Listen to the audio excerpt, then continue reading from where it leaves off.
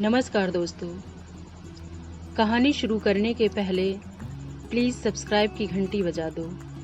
तो शुरू करते हैं। महाभारत आदि पर्व में उल्लेख है कि वैशंपायन जी जन्मेजय को कथाक्रम में बताते हैं कि इक्ष्वाकु वंश में महाविष नामक राजा थे। उन्होंने अश्वमेध और राजसूय यज्ञ करके स्वर्ग प्राप्त किया। एक दिन सभी देवता आदि ब्रह्मा जी की सेवा में उपस्थित हुए। वायु ने श्री गंगा जी के वस्त्र को उनके शरीर से खिसका दिया। तब सभी ने आंखें नीची कर लीं, किंतु महाविष उन्हें देखते रहे।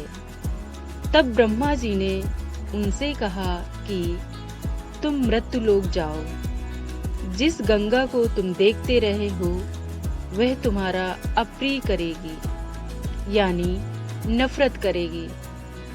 इस प्रकार उनका जन्म प्रतीक के पुत्र शांतनु के रूप में हुआ। प्रतापी राजा प्रतीप के बाद उनके पुत्र शांतनु हस्तिनापुर के राजा हुए। पुत्र की कामना से शांतनु के पिता महाराजा प्रतीप गंगा के किनारे तपस्या कर रहे थे। उनके तप, रूप और सौंदर्य पर मोहित होकर गंगा उनकी दाहिनी जंघा पर आकर बैठ गई और कहने लगी, राजन, मैं आपसे विवाह करना चाहती हूँ। मैं जन्नू ऋषि की पुत्री गंगा हूँ।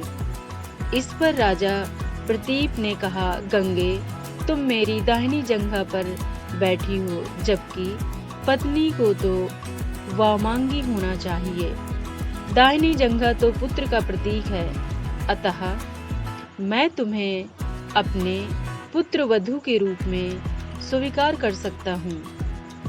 यह सुनकर गंगा वहां से चली गई। जब महाराज प्रतीप को पुत्र की प्राप्ति हुई तो उन्होंने उसका नाम शांतनु रखा और इसी शांतनु से गंगा का विवाह हुआ।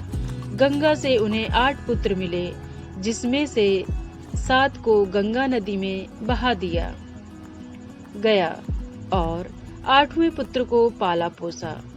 उनके 8वें पुत्र का नाम देवव्रत था। यह देवव्रत ही आगे चलकर भीष्म कहलाया।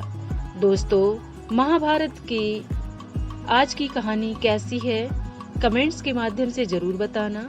यदि आप चैनल पर नए हो तो चैनल को सब्सक्राइब करना, ताकि हर कहानी का नोटिफिकेशन सबसे पहले आपके पास पहुंचे। और हाँ, कहानी को शेयर व लाइक करो। धन्यवाद।